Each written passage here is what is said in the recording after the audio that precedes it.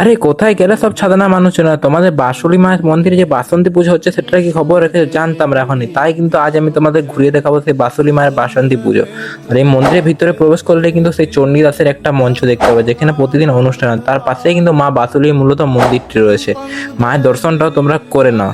তার পাশে কিন্তু শাখা পুকুর রয়েছে, যেখানের মধ্যে কিন্তু মা প্রথমবার একজন বিষ্ণুপুরের শাখারির হাতে শাখা পড়েছিলেন। আর মা জলের ভেতর থেকে হাত বাড়িয়ে রয়েছেন। মায়ের দর্শনটা তোমরা একটু করে নাও।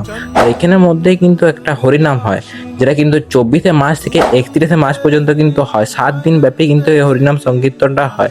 আর এখানে কিন্তু একটা মেলাও বসে গেছে হরিনাম এবং বাসন্তী পুজো উপলক্ষে।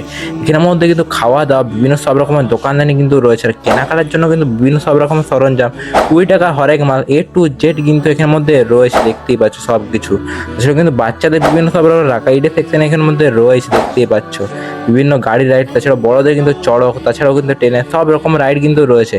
তাহলে একদিন চলে এসো এখানের মধ্যে সাধারণ বাসন্তী মেলার বাসন্তী পুজো দেখতে। আর এরকম ভিডিও দেখতে বেশি বেশি ফলো করতে কিন্তু ভুলো না আমাকে।